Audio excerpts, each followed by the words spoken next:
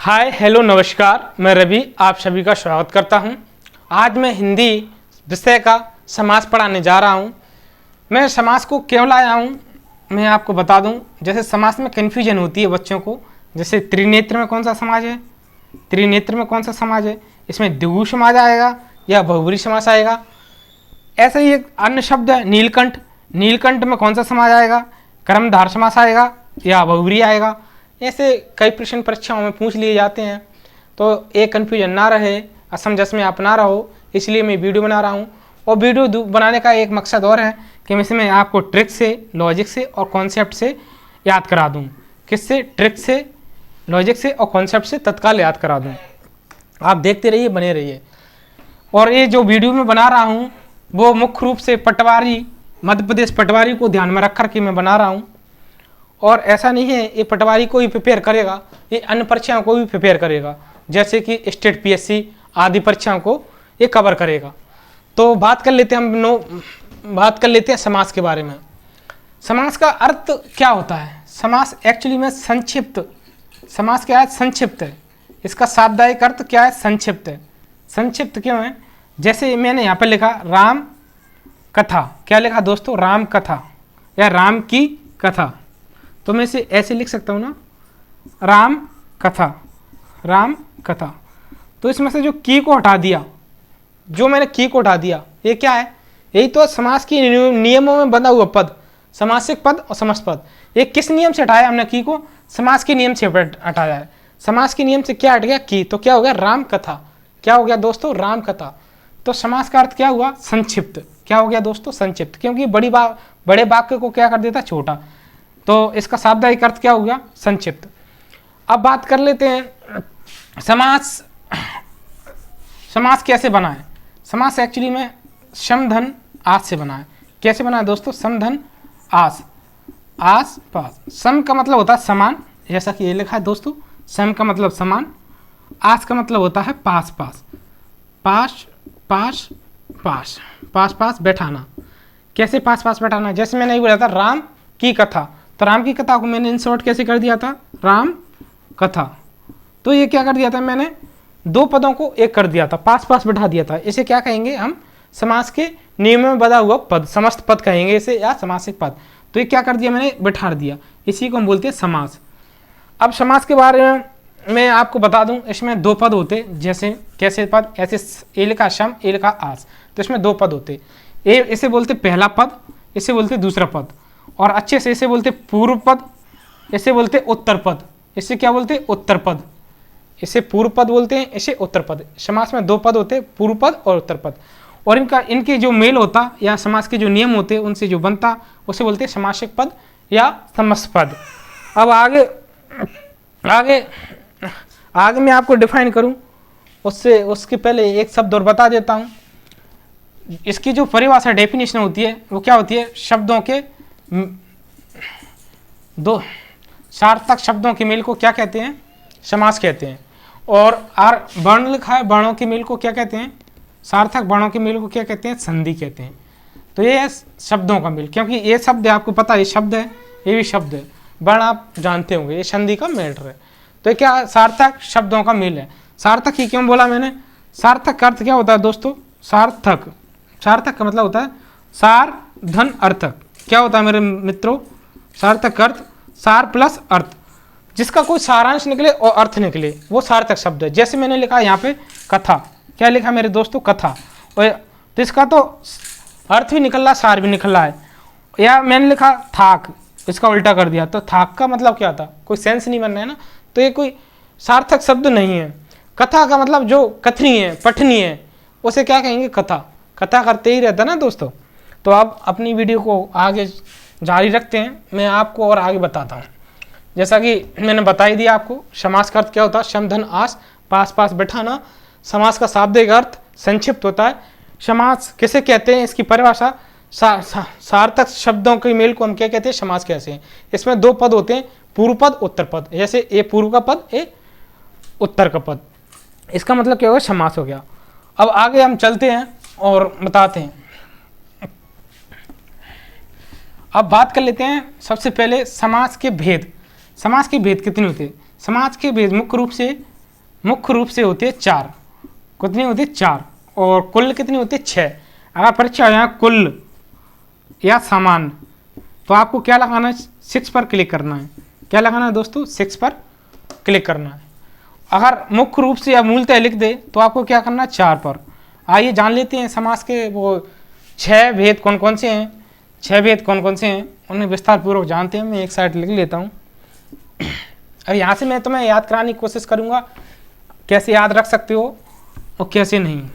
तो देखो, पहला जो समास है उसे, जैसे आपने डिग्री की होगी, डिग्री की है इसलिए तो आप पटवारी परीक्षा दे रहे हो, या पटवारी क्या अन्य परीक्षाएं भी डिग्री दे रहे हो। और डिग्री आपने या तो बैचलर ऑफ इंजीनियरिंग की होगी, बीए किया होगा, बैचलर ऑफ बीए किया होगा, बीएससी की होगी। देखना ये क्यों बोल रहा हूँ मैं। जैसे कॉलेज में क्या होता है, अपनी क्या लग जाती, एटी केटी, किसमें, डिग्री, बीएससी या जो भी है, बैचलर ऑफ, ठीक है। जैसे मैंने लिखा है यहाँ पे ए टी के T degree bachelor of BSc, जो भी आपकी बीएससी है, बीए, ठीक है। तो ये क्यों लिखा है, ये क्रम पूछ लेता है वो, किसका, समास का, समास के भेदों का।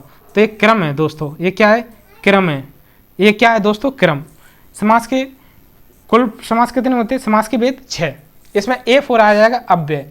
क्या आ जाएगा मेरे दोस्तों, अव्यय, अव्ययी भाव समास, अव्ययी भाव समास आ जाएगा। दूसरा क्या आ जाएगा, टी से आ जाएगा आपका तत् धन पुरुष। तत्धन पुरुष क्यों लिखा है मुझे पता है, आप बोलोगे सर तत्पुरुष ऐसे लिखते हैं, तत्पुरुष ऐसे लिखते हैं। मुझे पता है दोस्तों, आपको भी पता है ऐसे लिखते हैं, लेकिन इसके लिखने के पीछे कुछ कारण है, इसमें कुछ याद कराने की कोशिश करूंगा। इसके बाद K4 आप याद रखना, कर्मधार। क्या रखना है दोस्तों, कर्मधार, कर्मधार। इसके बाद अपन को क्या याद रखना है दोस्तों, टी से दिगु, दिगु, इससे क्या रखना है, टी से दिगु, ठीक है दोस्तों, दिगु। इसके बाद आता है द्वंद्व। क्या जाता है दोस्तों, द्वंद्व। इसके बाद क्या है, B4 बहुब्री,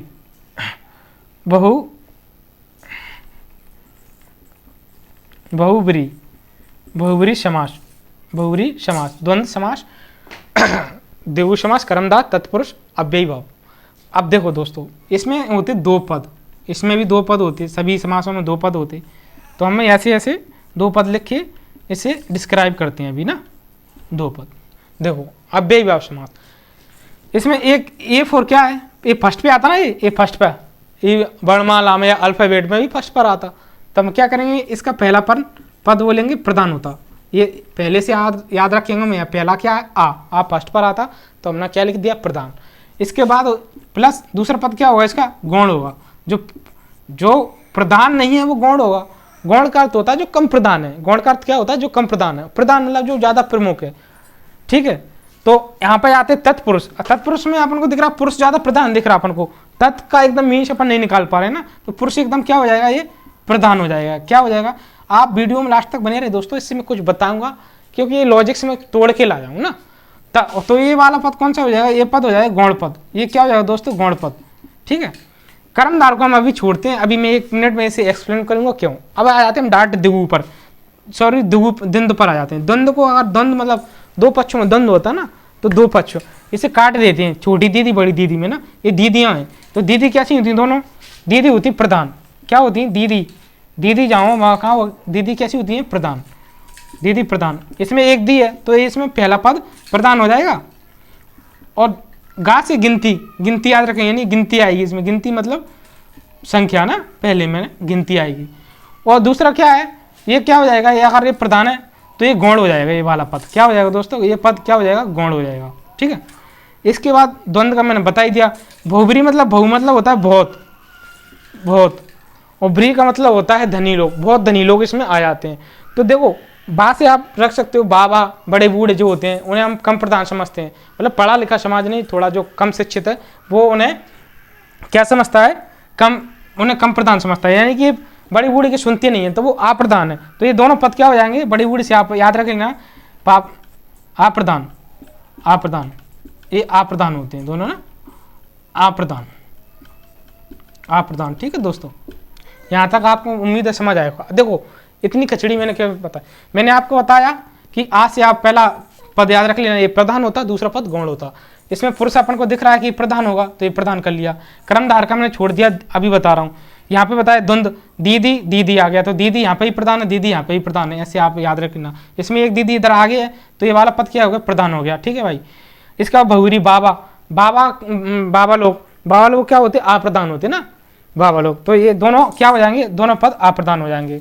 अभी आ जाते कर्मधार पर, उसके बाद मैं इसे पूरा दोबारा से एक्सप्लेन करूंगा कि ऐसा क्यों।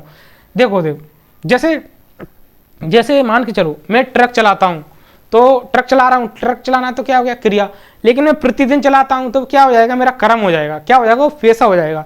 जैसे जंगल में कहीं मेरी गाड़ी खराब हुई, कहीं रास्ते में खराब हुई, तो मैं क्या करूँगा, बाइक को ठीक करूँगा, तो वो क्या हो जाएगा, बेसिकली वो क्रिया की है मैंने, कर्म नहीं हुआ। लेकिन वही क्रिया में बार बार दोहराता हूँ, मैंने दुकान खोल ली, तो वो क्रिया किस में बदल जाएगी, कर्म में। जैसे मैं रोज रोज बाइक सुधार रहा हूँ, तो वो बाइक सुधारना क्या हो जाएगा, मेरा कर्म हो जाएगा। आप समझ रहे हो ना साथी। तो कर्म जो मेरा रोज रोज का कर्म हो जाएगा, वो क्या हो जाएगी, मेरी विशेषता है ना, वो क्वालिटी है मेरी। तो इसमें क्या हो जाएगा, पहला पद जो है ना, पहला पद कर्म मतलब क्या, विशेषता। ये विशेषता को बताता है, विशेषता मतलब विशेषण। तो ये क्या है, विशेष है, विशेषण है। आपको देख नहीं रहा हूँ, मैं यहाँ लिख देता हूँ विशेष, तो विशेषता से विशेषण ना, विशेषण। ये क्या होता है, पहला पद विशेषण, दूसरा विशेष। विशेष मतलब विषय, कोई भी संज्ञा सर्वनाम कुछ भी हो सकता, कोई वस्तु। तो पहला पद इसमें क्या होता है, विशेषण। किसमें, कर्म क्या हो गया, विशेष हो गया ना, रोज रोज काम कर रहा हूँ, रोज रोज बाइक ठीक कर रहा हूँ, तो वो क्या विशेषता रही है। यार रोज रोज में ट्रक चला, वो मेरा कर्म बन गया, यानी कि वो विशेषता मेरी क्वालिटी है। ठीक है, वो के फॉर क्वालिटी आप याद रख लेना। तो ये क्या है, इसमें पहला पद क्या रहता है, विशेषण। क्या रहता है दोस्तों, विशेषण। दूसरा पद रहता है इसमें विशेष। विशेष मतलब विषय है ना, विशेष। यहाँ तक आपको समझ आ गया, वो मेरे को पूरी उम्मीद है। देखो मैं दोबारा से एक्सप्लेन कर रहा हूँ। अगर परीक्षा में पूछ ले ऐसा कौन सा समास है जिसका पहला पद प्रधान होता और दूसरा पद गौण होता, पहला पद प्रधान दूसरा पद गौण, तो आप क्या लगाओगे, अव्ययभावी समास। या इसकी डेफिनेशन भी ऐसे बन जाती कि तत्पुरुष समास। ऐसे आपने लिखा तो उसकी क्या, इसकी परिभाषा डेफिनेशन बन जाएगी कि इसमें पहला पद गौण और दूसरा पद प्रधान होता, वो तत्पुरुष कहलाता है। इस प्रकार से तत्पुरुष की परिभाषा आ जाएगी। या आप ऐसे आ जाए कि परीक्षा में ऐसा कौन सा समास है जिसमें पहला पद विशेषण और दूसरा पद विशेष होता, तो अपन लगा देंगे कौन सा, कर्मधार। यहाँ आ जाए ऐसा कौन सा समास है जिसमें पहला पद प्रधान और दूसरा पद गौण होता, तो अपन क्या लगा देंगे, दिगु। लेकिन यहाँ पे आपको दिख रहा हो, यहाँ पे ही प्रधान ए है, ए भी गौण, ये दोनों आ जाएंगे। तो इसमें क्या आएगा, पहला पद प्रधान और संख्यावाची होता, क्योंकि गिनती संख्या ही तो ना, तो अपन क्या लगा देंगे उसमें, दिगु। उसके बाद देखो दोस्तों, ये क्या है, ये द्वंद है। द्वंद मतलब दो पक्षों, द्वंद मचता ना, लड़ाई ना, द्वंद। इसमें मैंने बताया दीदी से याद रख लें, दी दोनों बगल दो, दीदी कैसी होती है, प्रधान होती है अपने ना, दीदी। तो दोनों पद क्या है इसके, प्रधान। ऐसा कौन सा समास है जिसके दोनों पद प्रधान होते हैं, तो वो है ये आपका द्वंद। आपका 6वें नंबर का है बहुब्रीय। क्या है दोस्तों, बहुब्रीय। बहुब्रीय में क्या, बड़े बूढ़े लोगों की इतनी मतलब प्रधानता नहीं रहती, तो ये क्या हो गए, आप प्रधान हो गए दोनों ना दोस्तों। अब मैं आपको आगे बताऊं। अब मैंने बताया था आपको समास मेनली कितनी होती है, समास मेनली होती है 4, लेकिन टोटल कितनी होती है 6। तो देखो दोस्तों, ये 6 तो अपन को दिख रहे हैं, लेकिन 4 कैसे हैं, ये तत्पुरुष है ना, ये तत्पुरुष के भागी हैं दोनों, ये भाग में आ जाते हैं। किसमें, ना कि अंग में, मैं बोल रहा हूँ भाग, इसके पार्ट्स हैं ये ना, कर्मधार और दिगु किसमें आ जाते हैं, इसमें। ठीक है दोस्तों, किसमें, कर्मधार और दिगु किसमें चले जाते, तत्पुरुष में। इस प्रकार कितने हो जाते, 1 2 3 4। ठीक है दोस्तों, मैं इधर नंबरिंग कर दिया, 1 2 और ये 3 और ये 4। इस प्रकार से ये मुख्य रूप से 4 हो जाते। आइए हम एक एक से इन्हें डिस्क्राइब करते हैं और आपको मैं समझाने का प्रयास करता हूँ। अगर याद हो जाए तो बताना, अच्छा फीडबैक देना। अगर नहीं होता याद, कोई बात नहीं, लेकिन आप वीडियो को लाइक सब्सक्राइब जरूर करें। मैं 2 साल बाद अपने यूट्यूब चैनल पर आया हूँ, तो आप मेरे को बताएं मेरा आज का पढ़ाने का अंदाज आपको कैसे लगा। मैं ऑफलाइन ऑनलाइन सर्विस दे रहा हूँ आपको।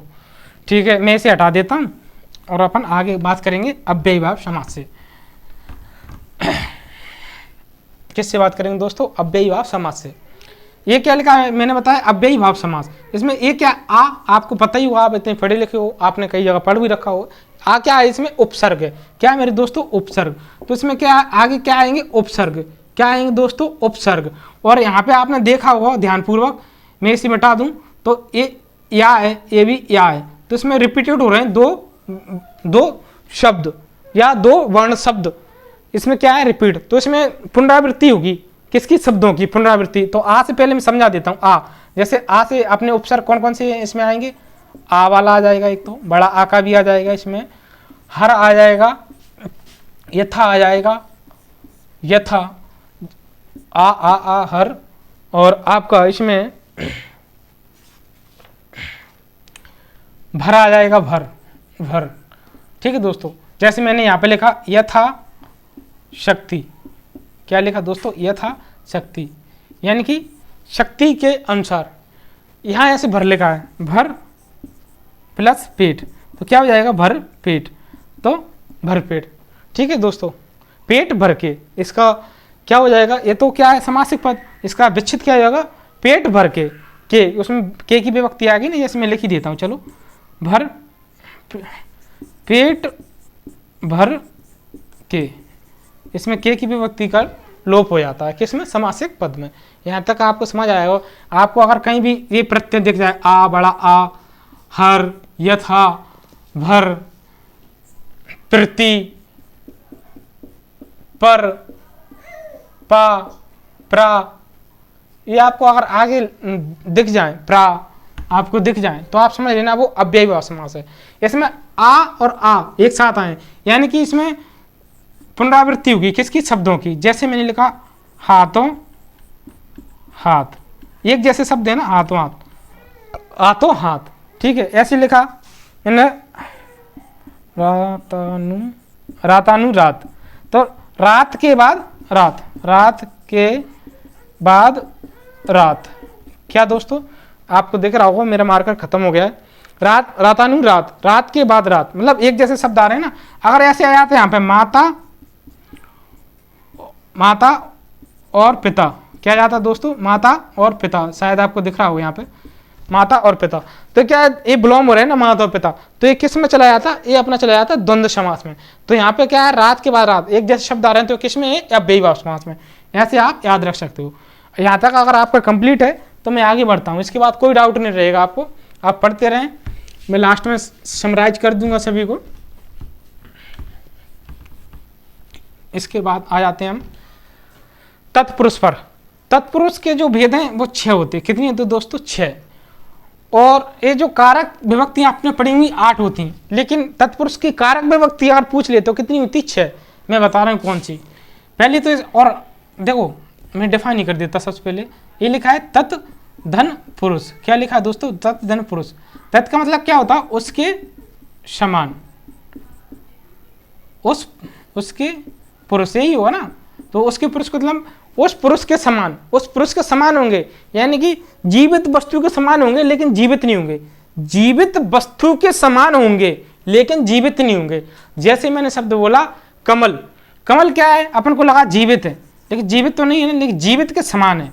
मैंने बोला राम कथा, क्या बोला दोस्तों, राम कथा, तो अपन को क्या लगा, ये जीवित है, लेकिन एक्चुअली में जीवित नहीं है ना, तो जीवित के समान है, तो इसमें जीवित नहीं आएंगे, जीवित के समान आएंगे, क्या आएंगे, समान।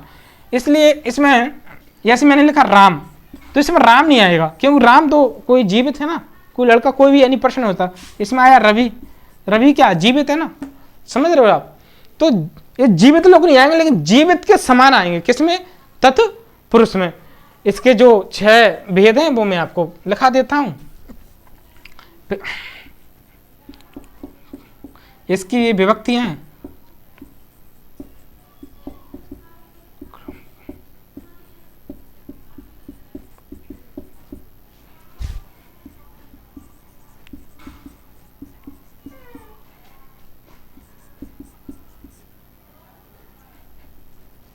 दोस्तों। अगर मार्कर से आपको दिख नहीं रहा है तो एडजस्ट कर लेना, अगर आपको रियल में समास पढ़ना है तो, क्योंकि मेरे पास संसाधनों की कमी है तो मैं ज़्यादा कुछ कर नहीं सकता।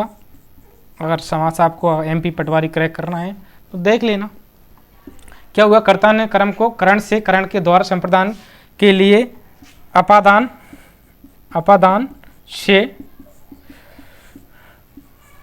संबंध, काकी के अधिकरण, अधिकरण यहाँ तक दिख रहा है क्या दोस्तों, अधिकरण में पर में आ जाएगा।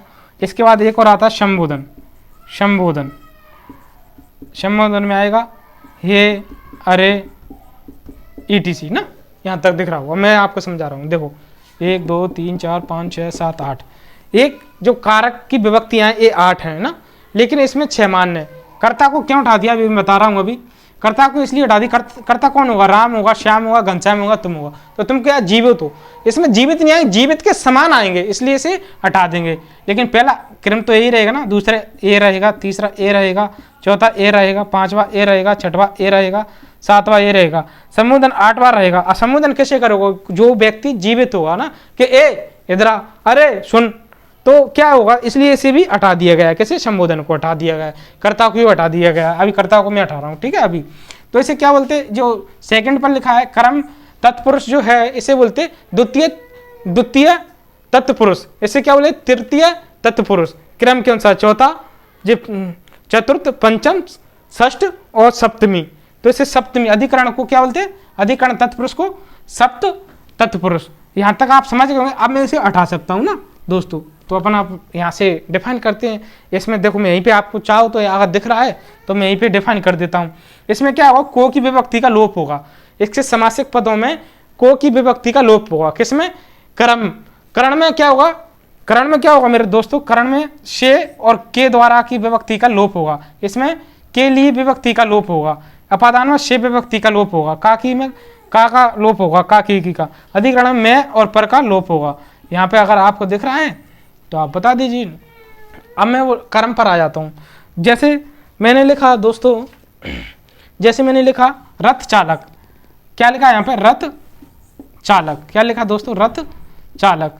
तो इसका ये तो क्या है, समासिक पद है। क्या है दोस्तों, जो जुड़ा हुआ पद है ना, समासिक पद। इसका विच्छेद क्या होगा, क्या समास विच्छेद क्या होगा, इसका विच्छेद होगा रथ को चलाने वाला। क्या होगा दोस्तों, रथ को चलाने वाला। क्या लिखा दोस्तों मैंने, रथ को चलाने वाला।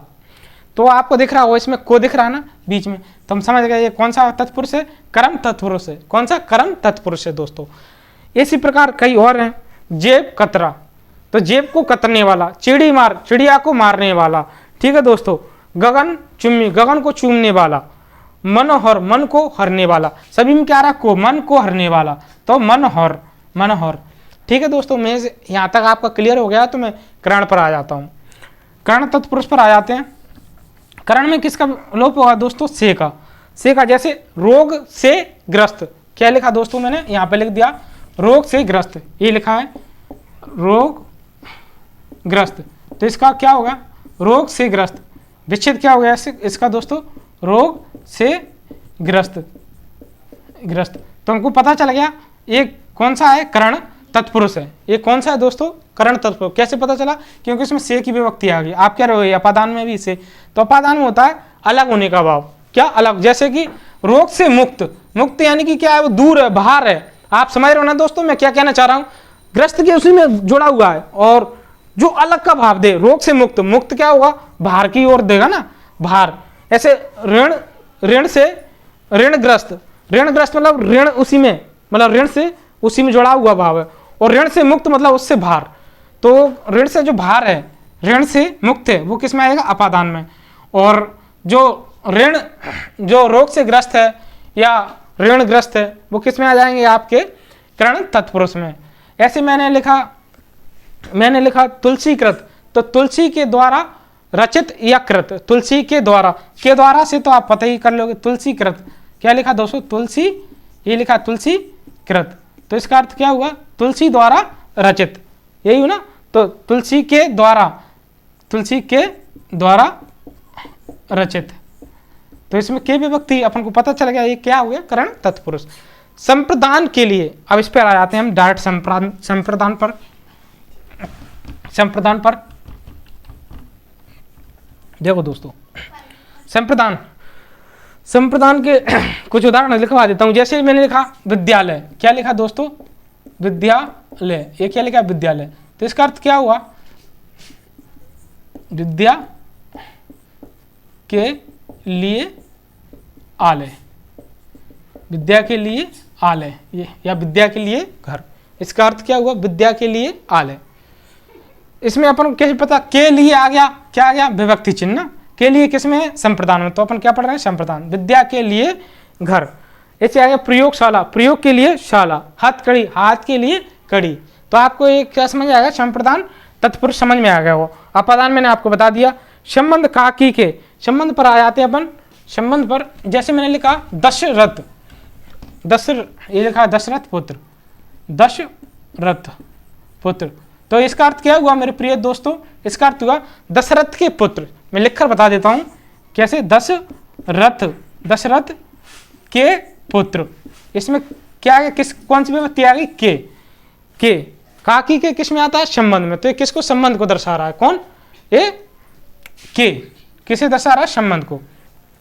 ऐसे मैंने लिखा हिमालय, अभी आया ये हिमालय, हिमालय, हिमालय, हिम का आलय, ये क्या हो जाएगा दोस्तों, हिम का आलय, आलय। और इसके पहले बताया था विद्या आलय, तो विद्या के लिए आलय वो, ये क्या है, हिम का आलय, क्योंकि विद्या के लिए घर होता है, हिम का क्या होता है, हिम का आलय होता है दोस्तों, ठीक है। तो ये कंफ्यूजन वाला था, ये किस में आएगा आपका दोस्तों, संबंध में। ये किस में आएगा, ये भी आएगा आपका संबंध, क्योंकि संबंध दर्शा रहा है। ऐसे ही कई और हैं, मैं आपको बोल के बता देता, जैसे राम लीला, राम की लीला। ऐसे मैंने बोला शिव शक्ति, शिव की शक्ति, शिव भक्ति, शिव की भक्ति। ऐसे सारे किस में आ जाएंगे आपके, संबंध तत्पुरुष में। अधिकरण में मैं आपको बता देता हूं, अधिकरण में जैसे अधिकरण का अपन ले लेते हैं, अधिकरण अपन आ गए यहां पर, अधिकरण पर ना, इसका अर्थ जैसे आनंद मगन, तो क्या होगा, आनंद में मगन, तो मैं विभक्ति चिन्ह आ गया ना, आनंद में लिखी बता देता हूं आपको, आनंद में मगन, आनंद मगन। मैं कौन सी विभक्ति आ रही है दोस्तों, मैं की, तो हमको पता है मैं किस में आता है, अधिकरण में। तो आप समझ ही गए होंगे ये अधिकरण में आएगा। ऐसे में कुछ एग्जाम्पल इसके बोल देता हूं। ऐसे इसमें आया कवि श्रेष्ठ, कवि में श्रेष्ठ। ऐसे इसमें मैंने एग्जाम्पल दिया नर उत्तम, नरों में उत्तम। ऐसे मैंने इसमें बोला पुरुषोत्तम, पुरुषों में जो उत्तम, पुरुष उत्तम। यहाँ तक आपको कोई कंफ्यूजन है तो आप बताएं, मैं आगे चलता हूँ। ये हो गया आपका अधिकरण। अधिकरण के बाद अपन आ जाते हैं कहाँ पर, कर्म पर, कर्म तत्पुरुष पर ना। देखो दोस्तों इसे कैसे याद रखना ना, कर्म तत्पुरुष को। देखो इसमें क्या क्वालिटी, के फॉर मैंने बताया ना विशेषता होती है इसमें। दूसरा पद क्या होता है, विशेष होता, विशेष होता। इसमें एक ट्रिक है, आप चाहो तो याद कर लेना, कैसा कैसी, कैसा है कैसी है, या का फॉर आप क्वालिटी भी याद रख सकते हो। क्या, क्वालिटी, क्वालिटी आप याद रख सकते हो। क्वालिटी क्या याद रख सकते हो दोस्तों, क्वालिटी ना। क्वालिटी से कैसे याद रखोगे, जैसे बोला मैंने नीलाम, नीलकंठ, नीला है कंठ जो, क्या दोस्तों, नीला है कंठ जो, तो कैसा कंठ, नीला। कैसा कैसी का प्रश्न किया तो कैसे आया, जैसे ये लिखा ना नीला, नीला, नीलकंठ, नीलकंठ। ये क्या लिखा है दोस्तों, नीलकंठ। तो कैसा है, नीला है कंठ जो, इसका अर्थ क्या हुआ, नीला है कंठ जो। तो अपन ने पूछा कैसा है कंठ, तो अपन को पता चल गया नीला है, ठीक है, नीला है। कैसा है, नीला है। अगर हम ऐसे भी याद नहीं रख सकते कैसा कैसी, तो क्वालिटी, क्वालिटी उसकी कैसी, नीली। अगर लाल है, पीला है, हरा है, काला है, नाटा है, लम्बा, ये सारी क्या है, क्वालिटियां हैं ना, क्वालिटी। तो के फॉर क्वालिटी से कर्म आप कर्मधार को याद रखें ना, या कैसा कैसी का प्रश्न करोगे आपका नो डाउट, कोई नो डाउट रहेगा, आपका कोई क्वेश्चन गलत नहीं होगा। कर्मधार जैसे मैं कुछ बोल देता हूं, लाल गाय, लाल है जो गाय, लाल है जो गाय। पीतांबर, पीला है अमर जो, महात्मा, महान है आत्मा जो। इसी प्रकार से किसी में आ जाएंगे, कर्मधार में। ऐसे ऐसे आया नीलकंठ, ये नीलकंठ, महावीर, महावीर, ये आया है। नीला है कंठ जो, अगर इसका नीला कंठ जो अर्थात अपन ने ऐसे निकाल दिया, इसका अर्थ निकाल दिया शिव, तो इसमें किस में चला जाएगा, ये चला जाएगा दोस्तों बहुब्रीय में। किस में आ जाएगा, बहुब्रीय में। अगर दोनों ऑप्शन में दिए, कर्मधार भी है और बहुब्रीय भी है, तो आप पहली प्राथमिकता किसे दोगे, बहुब्रीय को। किसे दोगे दोस्तों, बहुब्रीय को, ठीक है, क्योंकि इसका अर्थ ही तो निकलेगा ना। ऐसे मैंने बोला महावीर, महान है जो वीर, अर्थात हनुमान जी। क्या, हनुमान जी। अगर इसका अर्थ निकाल दिया तो किस में चले जाएगा, ये बहुब्रीय में। अगर अर्थ नहीं निकाल रहे अपन, जो महान है जो वीर, तो ये किस में रहेगा, अपना कर्मधार में। यहाँ तक दोस्तों मुझे उम्मीद है आपको समझ आएगा, मैं आगे और एक्सप्लेन कर दूंगा। अब आगे दुगु, दुगु में क्या होता है, पहला पद प्रधान होता और पहला संख्यावाची होता। जैसे मैंने बोला त्रिनेत्र, क्या बोला दोस्तों, त्रिनेत्र। ये क्या लिखा, त्रिनेत्र, तो त्रि में क्या है, तीन ना, तीन नेत्र, तो ये किस में आएगा, दुगु में। त्रिनेत्र का अगर अपने इसका मीन्स निकाल दिया, जैसे शिव, त्रिनेत्रधारी कौन है? शिव है ना। तो ये किस में चला जाएगा दोस्तों? ये चला जाएगा बहुब्रीहि में। किस में चला जाएगा? बहुब्रीहि में। और इसी प्रकार मैं आपको द्वंद्व बता रहा हूं ना, द्वंद्व का। अच्छा, एक मैं आपको बताना भूल गया, इसमें कर्मधार में एक और होता, क्या होता? उपमेय, सॉरी मैं लिख ही देता हूं। पहला पद होता है इसमें उपमान और उपमेय, उपमान और उपमेय। जैसे ये विशेषण था ना, ये विशेषण वाला विशेषण, मेरा मार्कर भी खत्म हो गया, आप एडजस्ट कर लेना, मेरे पास इंक नहीं है। और इसके बाद ज़रूरी नहीं मैं आपके लिए वीडियो बनाऊं, मैं आपके लिए वीडियो तभी बनाऊंगा जब आप बोलोगे। आपको कोई कन्फ्यूजन होगा संधि में, खासकर बच्चों को संधि में बहुत दिक्कत रहती, जैसे मैं आपको बता दूं, दीर्घ संधि, दीर्घ संधि, इसके बाद आपकी रहती गुण संधि, गुण संधि, इसके बाद वृद्धि, वृद्धि, यण, अयादि। इसकी भी मेरे पास बेहतरीन ट्रिक लॉजिक है मेरे पास, जिससे आपका क्वेश्चन कभी भी गलत नहीं होगा, कभी भी गलत नहीं होगा। और इसमें आपको एक कन्फ्यूजन रहता होगा, आ प्लस ई क्या बनेगा, इसे याद करने में बड़ी दिक्कत होगी ना, इसे याद करने में, या आपको ऐसा रहता होगा आ प्लस ऊ क्या बनेगा ना। तो एक सारी कन्फ्यूजन को मिटाने का मेरे पास सॉल्यूशन है। आप चाहोगे तो मैं इस पर ऐसी वीडियो बना दूंगा, आपको बहुत पसंद आएगी। फिलहाल हम बात कर लेते हैं क्रमधार पर। इसमें जैसे विशेषण और विशेष होता है, ऐसे ही दूसरा इसका टाइप है, ये फर्स्ट टाइप है, सेकंड टाइप उपमान उपमेय। उपमान कौन होता है? खुद में जिससे तुलना की जाती है। जैसे राम सुंदर है, राम मोहन से सुंदर है, तो राम क्या है? इसमें उपमान हो जाएगा। तो मैं यहाँ पे एग्जाम्पल ही दे देता हूँ, जैसे मृग, मृग नयन, ये क्या होगा? मृग के समान नयन, मृग के समान जो नयन है, मृग के समान जो नयन है, मृग नयन, मृग, ओहो सॉरी, मृग के समान नयन।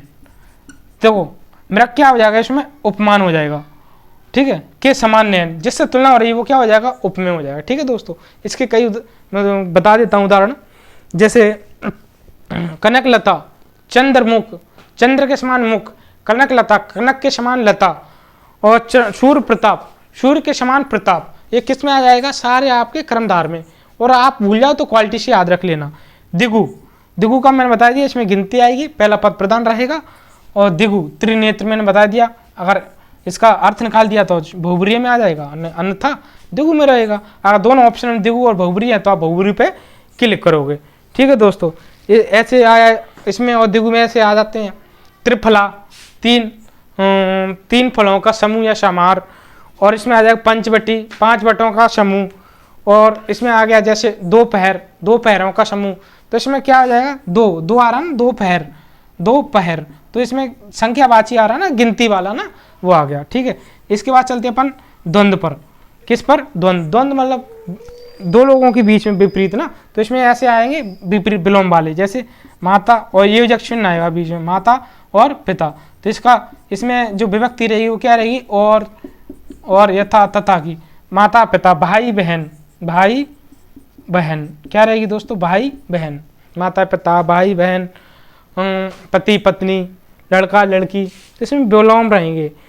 और इसमें ऐसा नहीं रहेगा, अगर एक साथ ऐसे आ गया, इसमें आ गया रात दिन, रात दिन आ गया, तो ये इसी में रहेगा, रात और दिन, ठीक है। अगर रातानु, रात आ गई, यानी एक जैसे शब्द आ रहे हैं तो वो किस में चले जाएंगे? आपके अव्ययीभाव समास में चले जाएंगे, ठीक है दोस्तों। राजा प्रजा, आप समझ ही रहे होंगे। अब मैं आपको कुछ और बता देता हूँ। अब आ जाते हैं अपन, द्वंद्व खत्म, अब आ जाते हैं अपन बहुब्रीहि पे। बहु का मतलब होता है बहुत, ब्री का मतलब होता है धनी, जो बहुत धनी लोग हैं। आपको पता है आम इंसान बहुत धनी तो नहीं हो सकते, लेकिन भगवान वगैरह हैं तो वो बहुत धनी हो सकते हैं ना। तो इसमें भगवान के नाम, देवी देवताओं के नाम, राक्षसों के नाम आएंगे। जब उसका अपन तीसरा अर्थ निकालेंगे या संकेत करेंगे। जैसे मैंने बोला नीलकंठ, नीला है कंठ, जो नीलकंठ, अगर नीला कंठ जो अर्थात शिव बोल दिया तो अपन किस में आएगा? बहुब्रीहि में। अगर नीला है कंठ जो अकेला बोल रहे हैं हम, तो किस में जाएगा? क्रमधार में। जैसे बोला मैंने लम्बोदर, लम्बे उदर वाला, अगर लम्बे उदर वाला ये अकेला बोल रहा हूँ मैं, तो वो जाएगा किस में? क्रमधार में। अगर लम्बा है उदर जिसका, अर्थात भगवान गणेश, अगर अर्थात भगवान गणेश कर दिया तो वो किस में आ जाएगा? अपना बहुब्री में। ऐसे मैंने बोला दशानन, दश आनंद जिसके अर्थात रामायण, तो किस में आएगा अपना बहुब्री में। अगर मैंने ऐसा बोला 10 आनंद जिसके, तो और इसका अर्थ नहीं बोला 10 आनंद वाला कोई भी व्यक्ति सामान्य प्राणी बता दिया, तो किस में आ जाएगा अपना कर्मधार में। इसके बाद ऐसे मैंने बोला त्रिनेत्र का बता दिया, त्रिनेत्र, त्रिनेत्र का अर्थ निकाल दिया अपन ने, त्रिनेत्र मतलब शिव, तो वो किस में चला गया बहुब्री में। अगर त्रिनेत्र वाला कोई वैसे सामान्य व्यक्ति है तो वो किस में जाएगा दिगु में।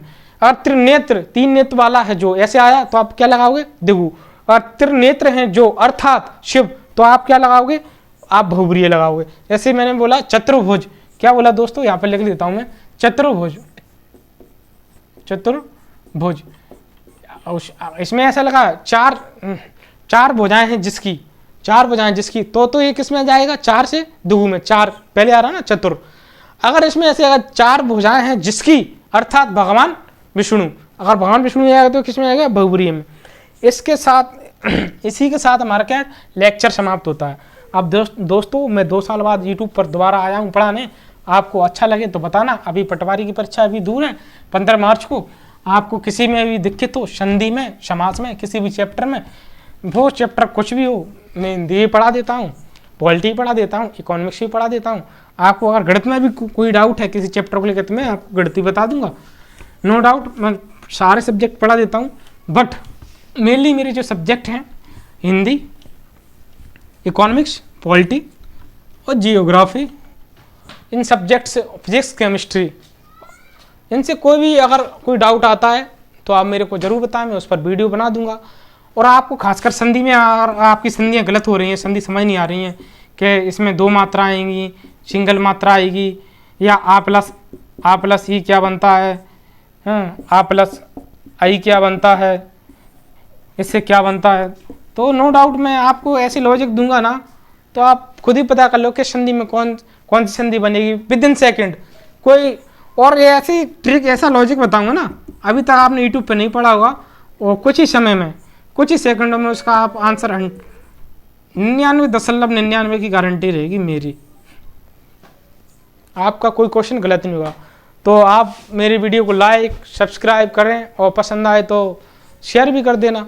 कोई डाउट आए, कुछ सुझाव देना हो तो कमेंट बॉक्स में ज़रूर लिखना ना। इन्हीं सब शब्दों के साथ हम फिर बोलेंगे जय हिंद, जय भारत दोस्तों।